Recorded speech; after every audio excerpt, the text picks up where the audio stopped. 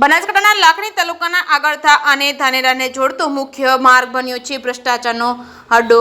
આગળથાથી Dhanera road વર્ષોથી તૂટેલી હાલતમાં છે। સ્થાનિક લોકો અને નેતાઓ જોડે ધર્મના ધક્કા ખાઈને કંટાળી જતા એમની પરેશાની પરમસીમાએ પહોંચતા લોકો બનાસકાંઠા ખેડૂત આગેવાન સાથે ગાંધી ચિંધ્યા માર્ગે આંદોલનના રસ્તે ઉતરી માંડ રોડને મંજૂર કરાવ્યું છે, પણ અહીંયા તો પાડાના વાગે પલાખીને ડામ જેવી પરિસ્થિતિ જોવા મળી રહી। રોડ મંજૂર થવા છતાં રોડની કામગીરી ચાલુ ન થતા ફરીથી સ્થાનિક લોકોએ આંદોલન પર ઉતર્યા હતા।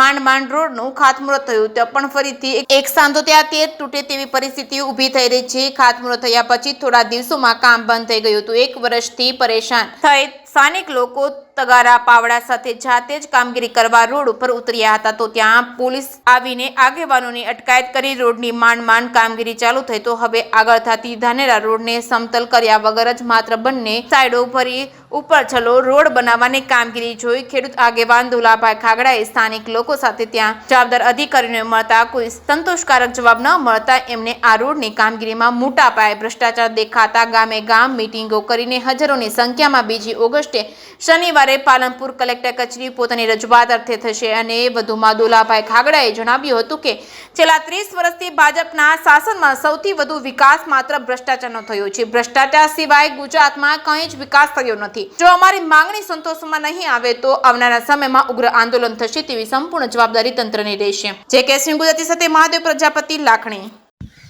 આગથાથી ધાનેરાનો જે રોડ છે એ કામ ચાલુ થયું, પરંતુ સમતલ કર્યા વગર આ લોકો ડાયરેક્ટલી એમને એમ સાઈડો બૂરીને જેસે થે કન્ડિશનની અંદર કામ ચાલુ કર્યું।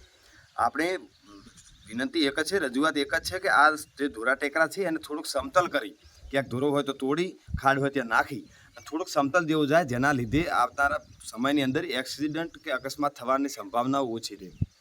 અને આ લોકો કોઈ પણ હદે માનવા તૈયાર નથી, એટલે આપણે છેલ્લા 3-4 દિવસથી દરેક ખેડૂતો સાથે, સ્થાનિક લોકો સાથે બેસી એની મિટિંગો ભરી, એની ચર્ચા વિચારણા કરી અને અંતે નક્કી કર્યું છે કે આવતીકાલે શનિવારે અમે બધા અહીંથી હજારોની સંખ્યામાં ભેગા થઈ અને બનાસકાંઠા જિલ્લાની જે કલેક્ટર કચેરી છે પાલનપુર, એ જગ્યાએ જઈને કલેક્ટર સાહેબ થ્રુ આપણે રજૂઆત કરશું કે આ સમતલ કરીને પછી જ આ રોડની કામગીરી ચાલુ કરવામાં આવે।